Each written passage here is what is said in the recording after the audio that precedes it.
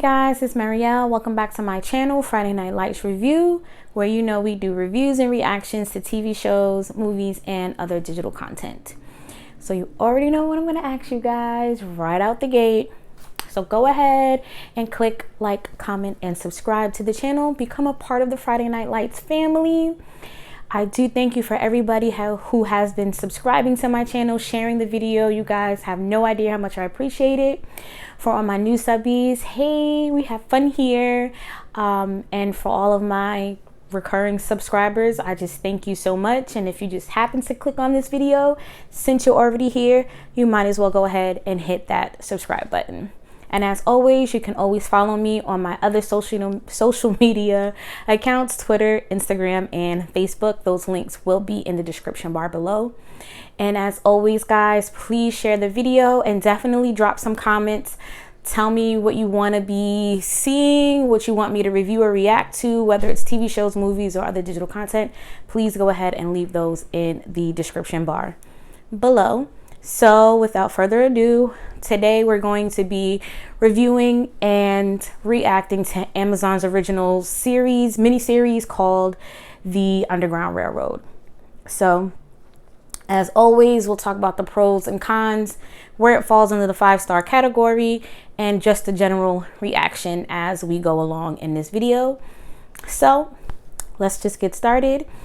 So yes, the movie is called The Underground Railroad. It is based on the novel by the same name, written by Colson Whitehead.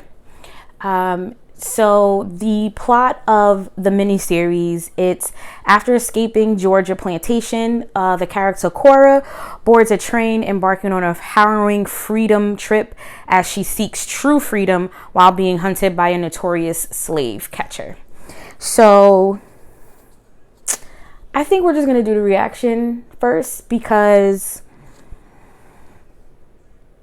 I just have to say right out the gate, if you are going to watch this miniseries, viewer discretion is advised. I'm just saying that right out the gate. It can be very triggering to some people, or maybe to everybody. It's very graphic. It's things that we learned through the course of us growing up. If you had history in school, which we already know, that was a dumb thing for me to say, but when you have parents, aunts, uncles, grandparents telling you how it was for us as a people, we know some of these things. It may be some things that you did not know about what us as a people went through. I will say it is very traumatizing. I high-key barely could make it through episode 1, and there are 10 episodes. So right out there, it's like media trauma, you know. I definitely would not recommend you letting your children watch this. Definitely not under the age of 14, because it just gives you this really horrible, skewed look of what we as a people did to ourselves and what people have done to us. And I guess this is we're at the time of the year where we need these movies to reiterate the horrible, treacherous, disgusting, inhumane things that was done to us as a people. So right out the gate, my reaction is it was very traumatizing. You know, it's definitely triggering. I mean, if you have anxiety or anything like that, I don't know if this is something that you would want to watch, or if you do watch, I advise you to watch it with the greatest of discretion. It was right out the gate, the opening scene was very traumatizing. And my one question, I'll pose that question at the very end. So I just wanted to get that out there for my reaction. It was traumatizing, and it was a very tough thing for me to swallow. It was very hard for me to even keep my eyes focused on the episodes, because it was just so horrible. And it's like, I learned these things from my grandparents. I learned them from my father and other family members. And it's just like, I don't know. It's like, why do they think that we need to see it? We need to redo it. I mean, in the climate of the world right now, I mean, we see it every day. modern day lynching by, we're not gonna go there. We're definitely not gonna go there. So that's just generally my reaction to this miniseries. I mean, I know you're gonna say, then why did you watch it? You saw the trailer, you knew what it was about, you read the plot and all this other stuff. It's like, you give everything a chance, because just because a trailer looked that way, not to say that you can spin a positive on slavery and being hunted like animals. You can't get a great positive spin on that. But I thought it would have been at least maybe tell it from the slave's point of view. And I know that sounds so crazy and so bugged out, but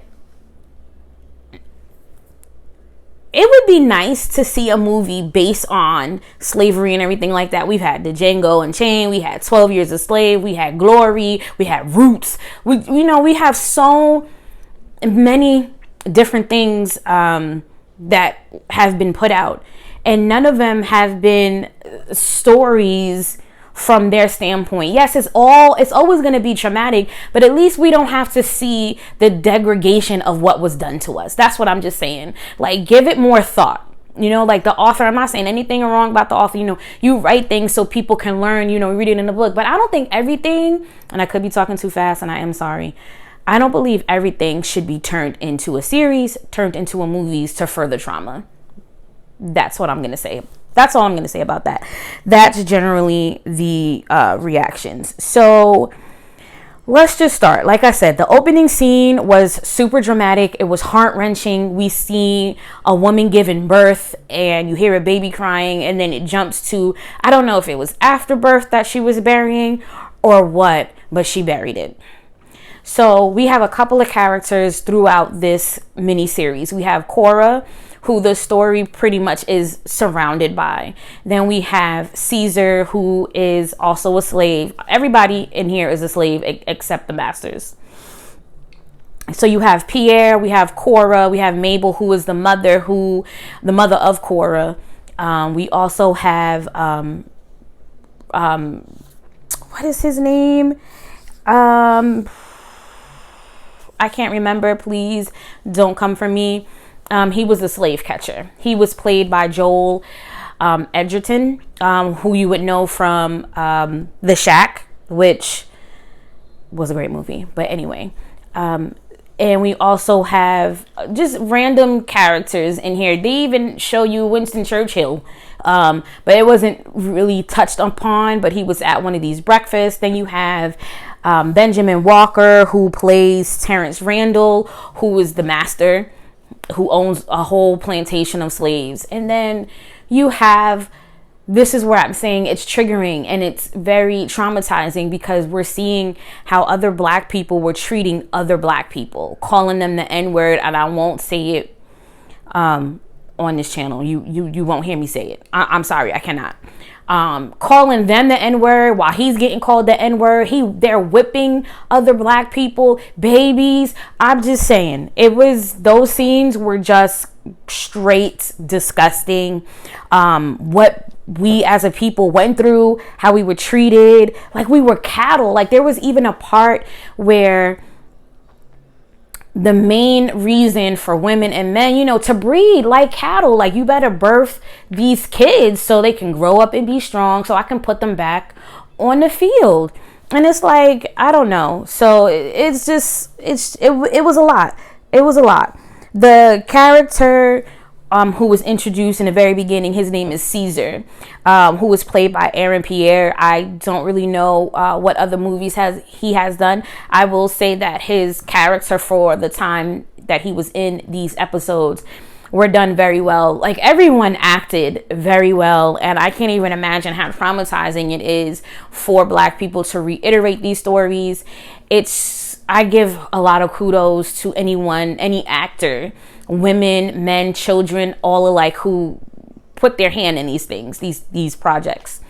So Caesar is a educated slave, self-taught how to read and write. And we know back then, a Negro could not read. He could not learn to write because, an uprising would start and we're savages or whatever. So he hid that. He hid the books under floorboards. What he was reading was Gulliver's Travel. I never read that book, but I did learn about it in school, but whatever. But so you know he was highly educated because Gulliver's Travel is just a big book like Moby Dick, and it's got words. So basically his character was introduced in the beginning, and he had this connection with Cora. Now, Cora was led to believe that her mother left her behind to go on the Long Island Railroad. Good grief, this is not New York. To go on the Underground Railroad. So she doesn't see herself as lucky. And he was like, just come with me. And she was like, you want good luck? I'm not good luck. I just basically bring damnation. Benjamin Walker, who we know, who played in The Choice and the Vampire Abraham Lincoln, multiple movies and shows that he was in. And I love him as an actor, but I gotta tell you, looking at him at this character playing Terrence Randall, sometimes you just gotta ask yourself questions, right? But anyway, I still love him as an actor. You know, that wasn't him, but it was crazy. So let me talk about a couple of other things. It really does kill me to see us treat us horribly. And I know some people may say it's killed or be killed. And obviously, I don't know what that feels like. I wasn't in this situation. Thank God our ancestors did what they did so we can be here today and talk to each other like we are today. I mean, obviously, the world today, all our ancestors is probably rolling over in their grave like, what the F was this all for? But yeah, it was horrible. There is this scene called it's not called The Prodigal Son, but it's basically talking about the prodigal son. Terrence Randall is like fourth generation slave owner, fourth generation plantation owner. So when his father was a younger man, he had a slave, and that slave had more kids. And the prodigal son, who was this big burly black guy who always got shit done, he escaped. He tried to escape. He tried to get to the Underground Railroad, but he was caught by the slave master. I'm sorry, the slave catcher, which is played by Joel Edgerton. So I had to fast forward through this part.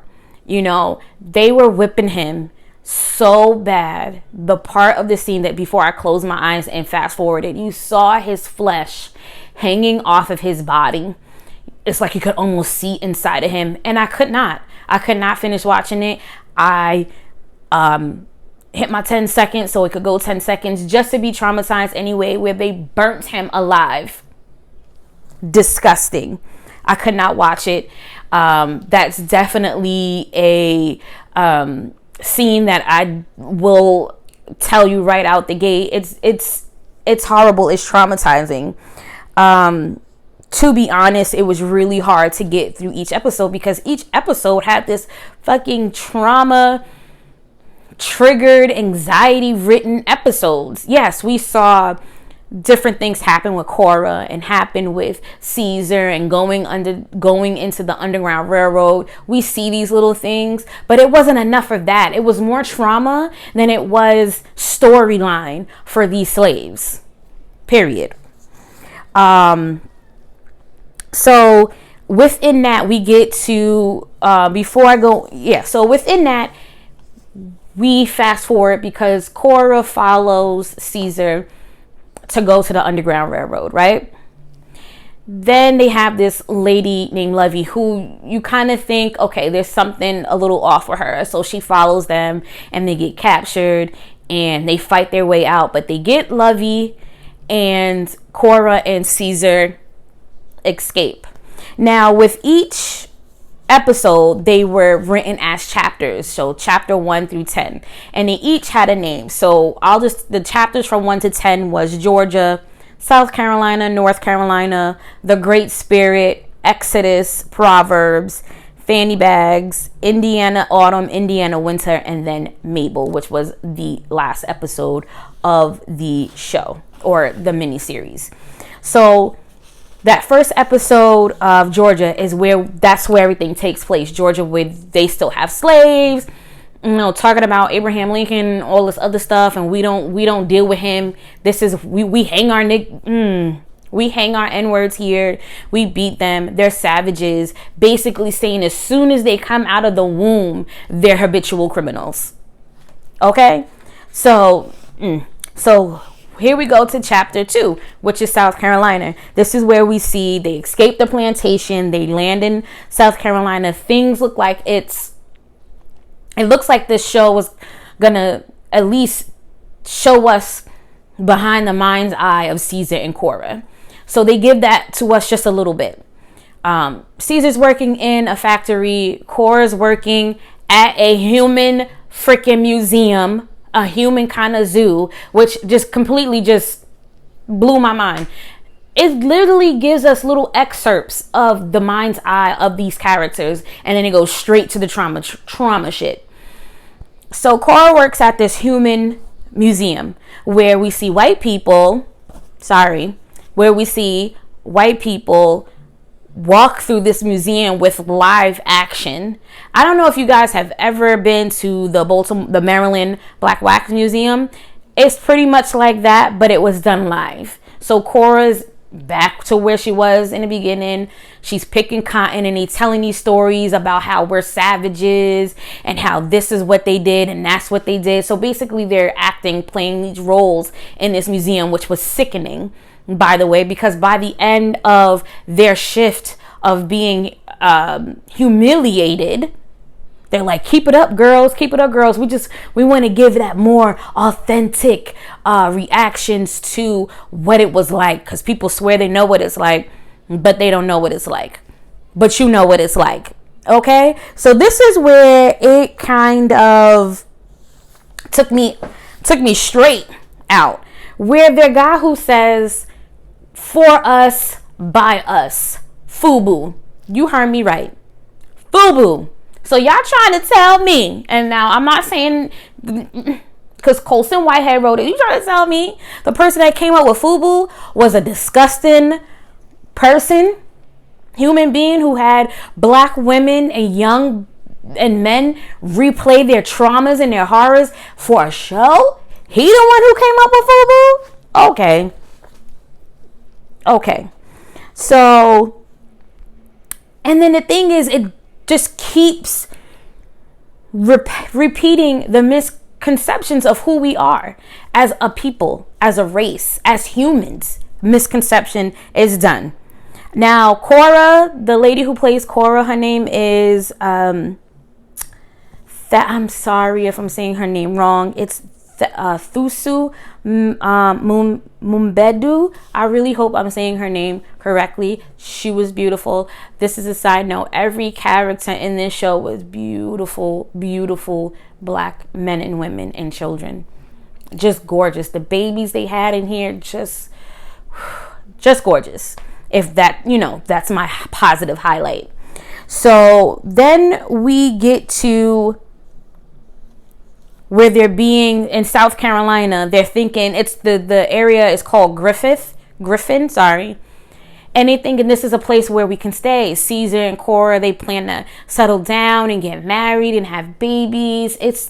Like I said, it gives you these small little inserts of these characters, and then it goes right back to the trauma.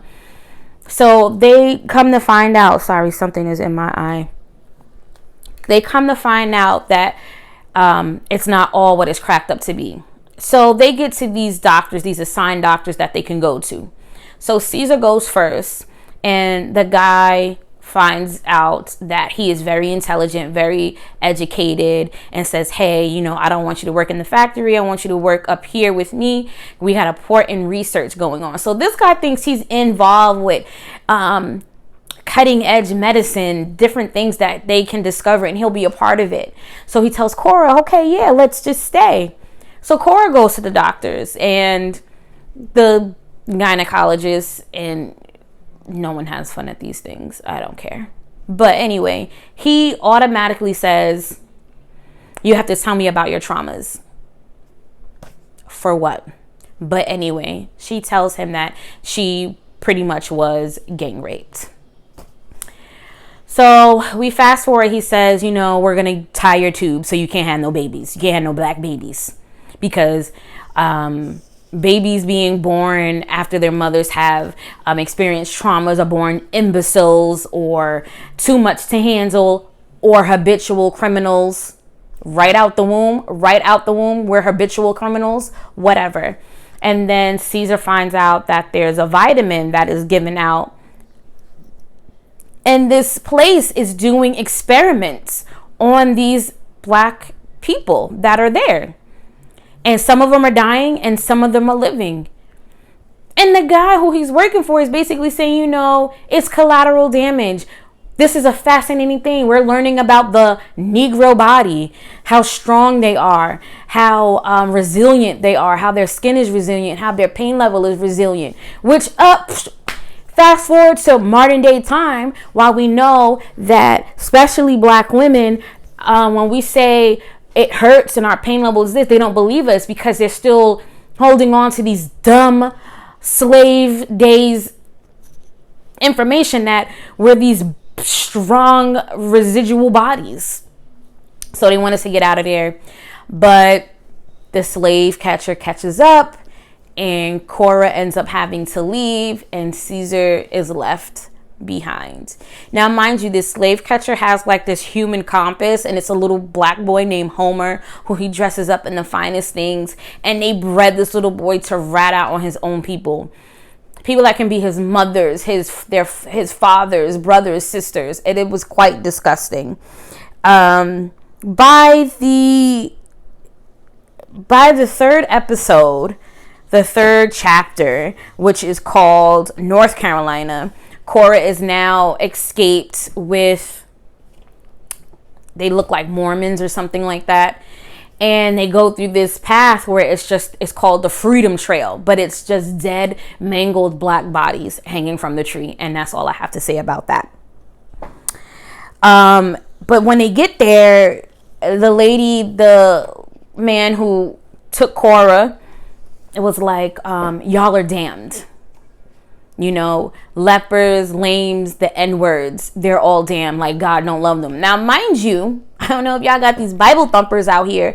It says nowhere in the Bible that black people are damned, N-words are damned. And then you know what I really, really got mad about? They had the audacity to bring up the whole Irish part. Because, we know the whole story, the whole thing. Irish people say they had it just as bad as black people. They were put into slavery and all this other caca shit. Now, don't get me wrong. I'm not negating their struggles. That's for any group that went through hard freaking times in this disgusting world that we live in, right? But let's just keep it a stack, okay? Irish people, that was for a moment in time. Black people, we still live in it. And I love how they just threw it in there like we was going to feel sorry. But whatever. So between episodes 4 through 8, we have The Great Spirit, where it's really a backstory on the slave catcher, how he became who he was. His father was this selfless man who believed everybody should be created equal, and talked about the Great Spirit. Everybody has a Great Spirit, you just gotta find it. And he got this little whiny cockamamie like, I never found it, so you didn't find it, so you just jump on the train and you just become a slave catcher. Okay. Then we get to Exodus and Proverbs. We're not going to talk about that. Basically, we just seeing Cora making her way through where she needs to be to make sure that she is safe. There was a moment where she got sick and the slave catcher, caught up with her. So within those episodes, it's just seeing her go through this. And then she escapes where she finds this place where she thinks, okay, I could take a breath, but it's all bad. It's all bad. Then we wind out because, like I said, the episodes are pretty much repeating the same fucking traumas from chapter to chapter to chapter. So we get to the last episode, which is called Mabel. Now, in the beginning, like I said, Cora was made to believe her mother left her to go to the Underground Railroad, and that's why she was damned and she was bad luck. And we see more freaking trauma. A lady giving birth to her third baby. The baby's stillborn. The father spits on the girl, shakes the baby.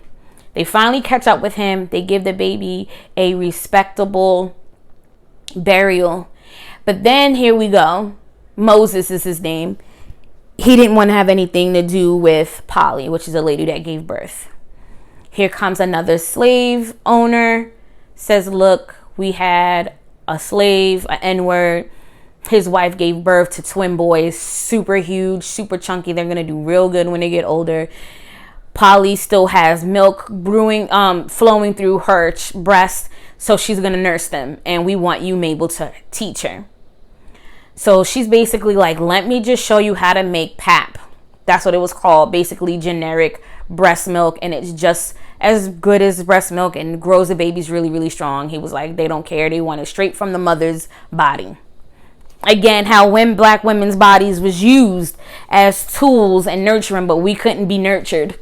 And we couldn't even nurture our own kids, right?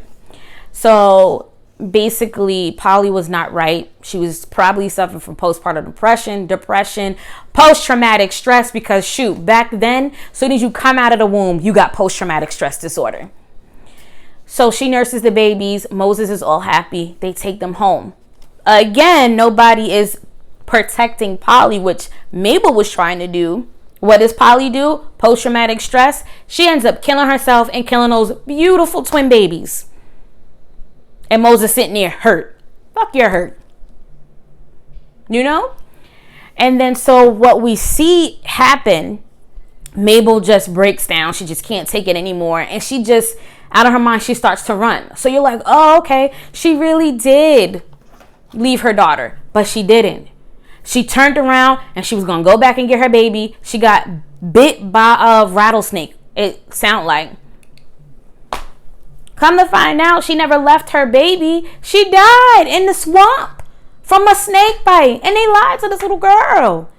So overall, this was a question I was about to ask in the beginning. Who was this series for? It definitely wasn't for us.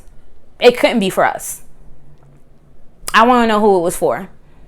This was not entertaining by any means. It was traumatizing. It was triggering. The best thing out of this was the fact that these black actors acted their asses off, and so did the other, the white actors who played the slave catcher and the master. Everybody played their role fantastic. Acting was great. But at the end of the day, who was this miniseries for? And God, I hope there's no season 2. That's just that's for me. Obviously, the way it ends, it looks like there's going to be another season because you just can't end it the way it was. And I know this is a spoiler and I let a lot of things go, but I'm just saying it did end to where you would think there is a season 2. I hope to God it's not, because I cannot watch it. I cannot go through 10 episodes of trauma again. So for the Amazon original series Underground Railroad, out of 5 stars, I'm going to base it on the acting and the storytelling. So out of 5 stars, I'm going to give it a 4.5. And I know you're looking at me like, Marielle, you giving it a 4.5? You just said it was trauma and triggering. I'm going to base it on the acting and how the story was told and how authentic the story was. And it was pretty authentic because it's disgusting. So I'm going to give it a 4.5. If you want to watch it, by all means do. Like I said in the beginning, viewer discretion advised. Is very triggering and very traumatizing. So that is the end, you guys. Thank you for staying with me. I know this is a longer video than normal, but it needed to be done. So as always, guys, be courageous, be safe, and I will see you guys in the next one.